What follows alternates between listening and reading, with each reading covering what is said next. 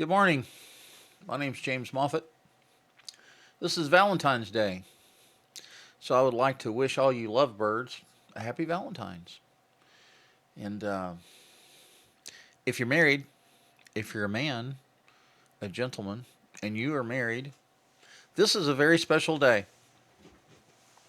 Even if your wife tells you, "Oh, I don't really want anything special. Don't do anything special for me." No, you better remember this day, and you better remember that this is a special day, especially for the wives. So, she is your Valentine, and she deserves your undivided attention. And that doesn't mean you have to go out and spend $1 million on a giant diamond ring, even though your bride would probably love something like that if you could afford it. However, most of our wives have a specific love language. Well, what is a love language? A love language is that action, those words, mostly actions. Those actions communicate to your wife that she's special and that you love her. So if you've not heard of a love language, Google it. Ask ChatGPT what that is, and educate yourself quickly, because it's very very important for the well-being of your relationship that you figure that out. And sooner than versus later. Okay. So my my my Valentine is Katie Moffett. And here is a picture of us. It's a recent picture, back when I had a full beard, and Katie and I we were out somewhere. I don't know where we were, but anyway, I took a selfie. But we got married in May 12th of 1990. I have to think about that sometimes because Katie's birthday is May the 21st, so I always get those numbers screwed up. But on May 12th of 1990, Katie and I got married in Houston, Texas, at a Baptist church. So I want to talk a little bit about Jeremy Moffett, who was born on April 14th, 1986. He and his mother were married, Robin Renee, and my previous wife, who is no longer with us. Jeremy passed away recently, like in the last 2 weeks. He had RSV and then pneumonia. Was in ICU for 5 weeks on a breathing tube, on a ventilator. Um, he would make 3 or 4 steps forward and then 12 backwards, and the doctors were trying to wean him off the ventilator and get him to breathe on his own. And he had some health issues and complications on top of all of that. And anyway, he didn't make it. He had uh, a couple of heart attacks. The first heart attack he had was they were able to revive him and bring him back, but the second one was the final one, and they were not able to bring him back. And so now him and my daughter Jessica, um, I guess they're together in heaven now, right? At least that's what I would like to hope. So I bring up Jeremy to honor him, of course, and I've already done a celebration of life video, so I'm not going to rehash all of that. But Jeremy was Cupid for Katie and I. And I remember, I'm going to go down memory lane a little bit here. I remember I was at a MASH party at First Baptist Church in Houston, Texas.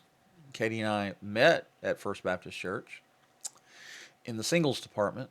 And I remember being at the MASH party, and Jeremy was all of 3 or 4 or 5 years old, I guess. And it was my weekend to have him. And we were at the Christian Life Center, which is like a huge gymnasium in the singles department at First Baptist Church. I think they had, I don't know, between 6 and 10,000 members. Well, they had a giant uh, ministry for singles because there were a lot of singles there. And come to find out, or as I remember back, most people that got married out of First Baptist Church went to Second Baptist Church because apparently that was the hot scene for singles to go meet their mate and get married. Well, Katie met me at the mash party. Jeremy was with me, and I was playing co-ed volleyball, I think, at the time. And Katie came in and asked if she could hang out with Jeremy while I played volleyball, and I said, "Sure, that'd be awesome."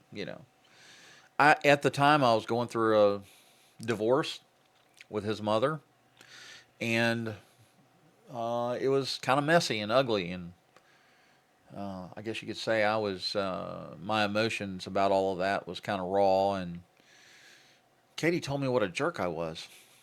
Not that night, but afterwards, she told me that I was kind of a jerk.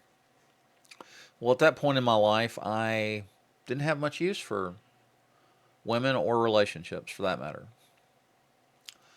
So little did I know, Katie and one of her friends, Peggy, who's no longer with us, she she made sure that there was a seat next to Katie every time everybody would go out to lunch. You know how Baptists are, Southern Baptist folks. They like to go to church, to go to Bible, Sunday school, church, and then to get out. Everybody scatters to the different restaurants, right, in that area. And I think we went to Denny's a lot, which is was very close to First Baptist Church. Anyway, I never even thought about it, but somehow there was always a seat next to Katie, so I would sit there, and we fell in love. And I remember, this is all part of the Cupid story, by the way. I remember how I I saw that the relationship was getting beyond friendship, and I remember sitting in a seating area behind the auditorium or whatever, and I told Katie, I said, "Look, I just want to be friends. I have no desire to get married ever again." And I said, "I will not get married unless there's a burning bush in the middle of I-10 at noontime." It goes back to the burning bush story in the Bible, if you're not familiar with it. But anyway, I made her cry. Oops, that wasn't a smooth move on my part, but that's just where my heart was at the time. And I said, I don't want to, I don't want to get married. I don't want to have a serious relationship. I just want to be friends. So we survived that, and at some point, she stole my heart. I don't know. I don't know when she did it or how she did it, but she was pretty clever. And at one point, we had a kind of a little separation. I know we had an argument. I don't know what happened, but anyway, we weren't seeing each other at the time, and I was living at a friend of mine's house. He had a mobile home, and I was his roommate. We both went to First Baptist Church. And anyway,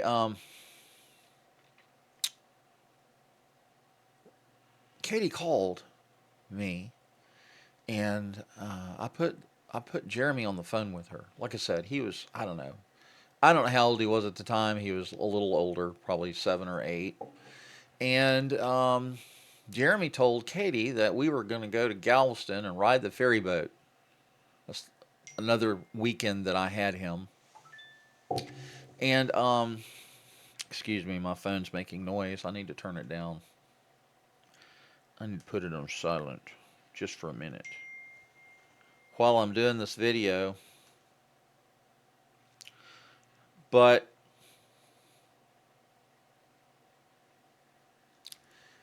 anyway, as I was saying, Jeremy told Katie that we were going to go to Galveston, and he looked at me or he asked her, "Do you want to go with us?" And she was like, "Oh, of course."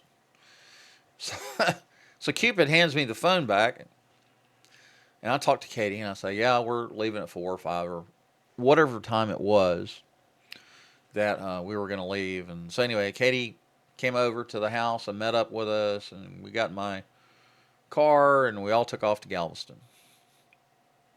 And Katie and I wound up Uh, Getting on the ferry boat. I have pictures of this too somewhere. I don't know where it is, but we got on the ferry boat in Galveston, and it was evening time, getting dark, and Jeremy wound up crashing in the back of the car and going to sleep. Katie and I reconnected, and we wound up spending all night on the ferry boat in Galveston talking about all kinds of stuff. And I guess you could say that we were reunited that night, and I'm glad for that. I'm glad that Cupid got us back together because we've been married for 34 years now, working on 35. And you would think that 34 or 35 years is a long time for people to be married. It seems it was just like yesterday, right? And I've met people that have been married 55 and 65 years. I met a couple just recently. They looked like they were in their 80s. Turns out they were in their 90s. And I asked them how long they'd been married. I met them at the Publix pharmacy here in Goose Creek. And they told me, and they met in the military, or they were both in the military. And I asked them, I said, how do you survive 60 plus years of marriage? And the woman laughed and said, well, we were in the military and we were stationed here, and he was overseas most of the time, or a lot of the time, I guess, when they first got married. And so I guess so I was like, well, I guess absence makes the heart grow fonder, right? And they both laughed. And so marriage can be a wonderful thing. Marriage takes a lot of love, takes a lot of work, right? And takes a lot of communications, a lot of forgiveness. And when you get married, you can't fix your spouse. And I know some people have unreasonable expectations when they get married. And they're like, well, he or she is not perfect, but when we get married, then I can work on fixing them and make them into the image of the person I want them to be. No, it doesn't work that way. The person that you marry, for better or for worse, are who they are. And we're all imperfect. We're imperfect creations. But we're unique and we're special. And relationships are special. And relationships require a lot of work, a lot of tending to, a lot of cultivating. And like I said, it requires a lot of forgiveness, a lot of compassion, a lot of empathy, a lot of forgiveness. I know I keep saying that, I keep circling around to forgiveness, but trust me,